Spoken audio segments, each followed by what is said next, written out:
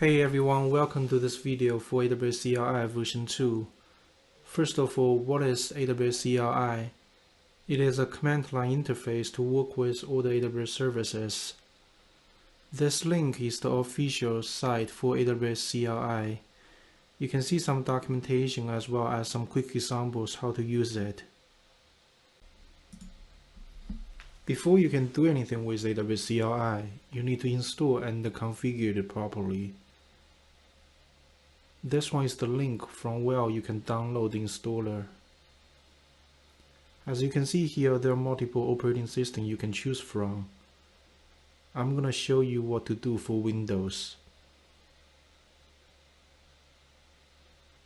So from here you can go to the link to save the installer and install afterwards.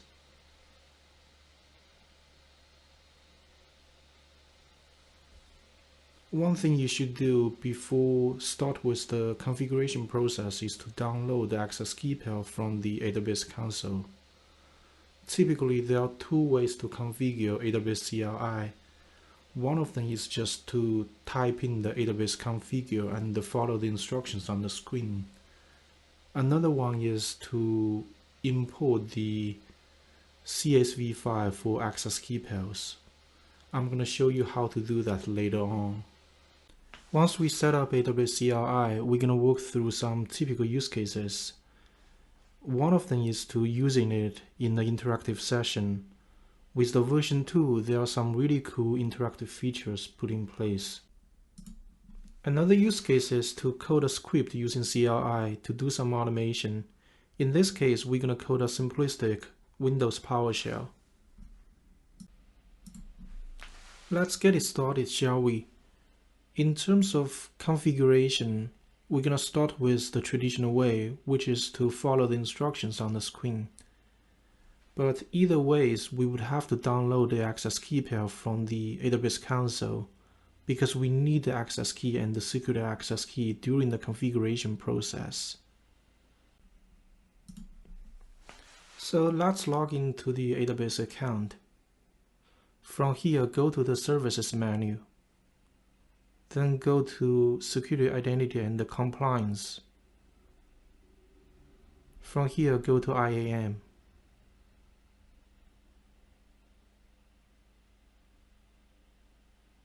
On this page, you can either use the user's link here or the one that's on the left side.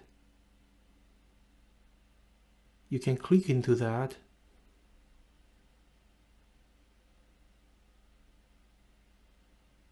and select the user you want to use.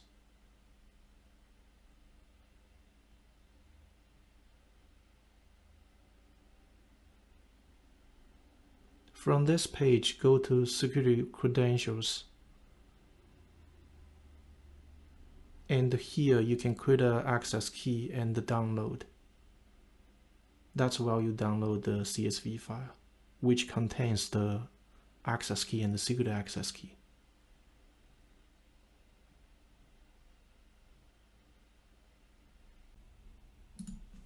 Let's go ahead with configuration. If you don't have a terminal window open already, you can go to here to open up one. Let's put these windows side by side. Next, we will show the content in the access key pair CSV file. It has the access key and the secret access key. Now we will type in AWS Configure. It will ask you to input access key, then the secret access key. You can just copy paste here. For the region, I want to use US West 2. For the output format, JSON will be fine. Everything seems to be working so far, but let's validate. We can just use this simple command to put the user information.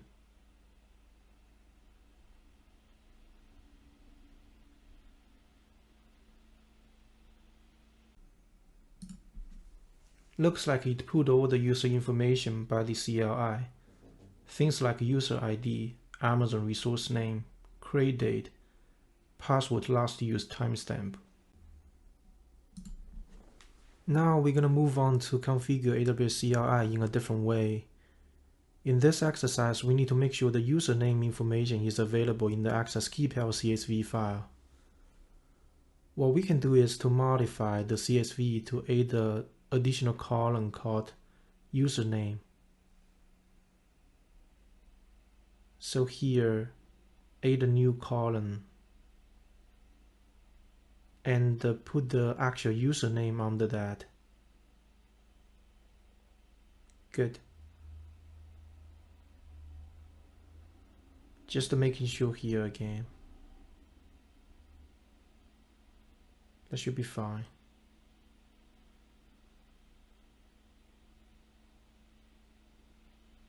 Coming back to the terminal window, we will double check the content in the CSV file. Okay, the username is there. That's good.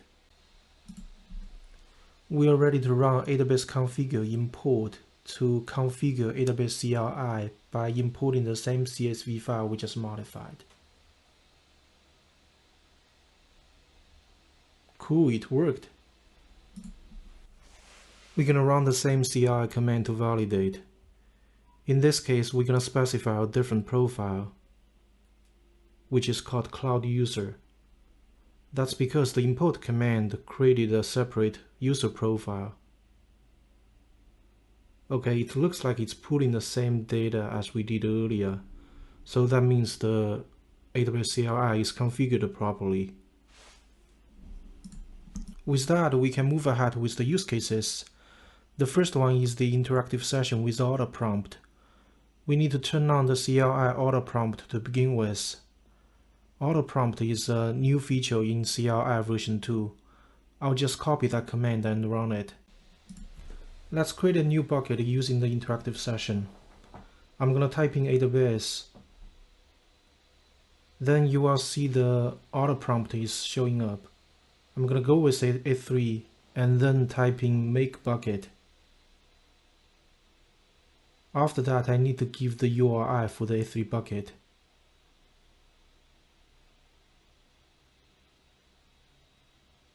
Here, I'm going to choose the region I want to use. I want to go with US West 2. And then the profile I want to use.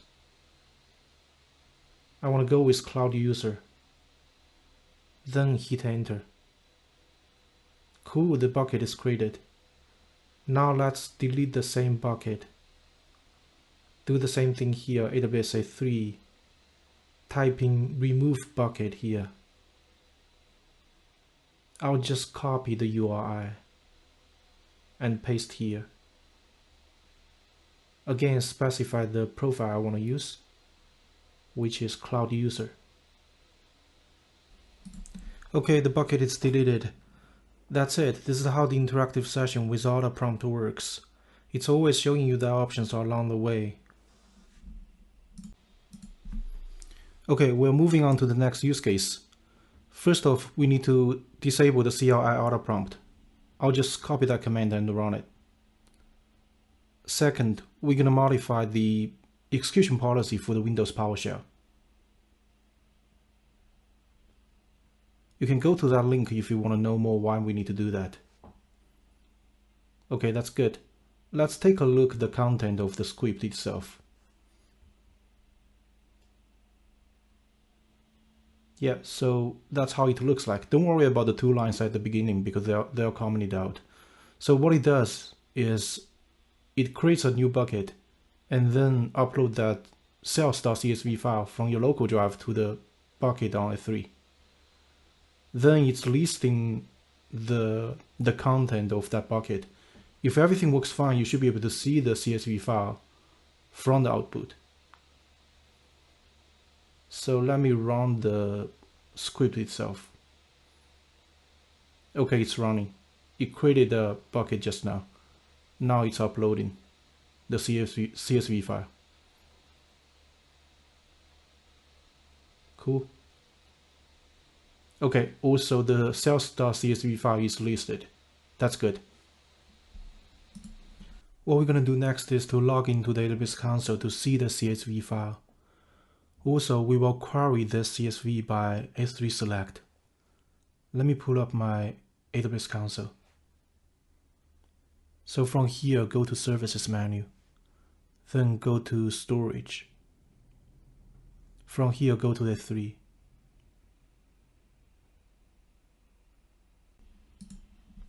Looks like it's taking a minute to load.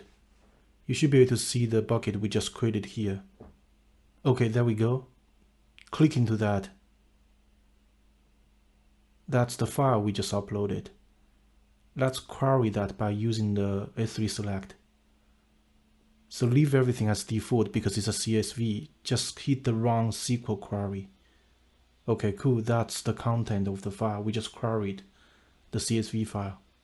That's good. Congratulations everyone. This is the end of the session. If you enjoyed it, please hit the like button and subscribe. Thank you.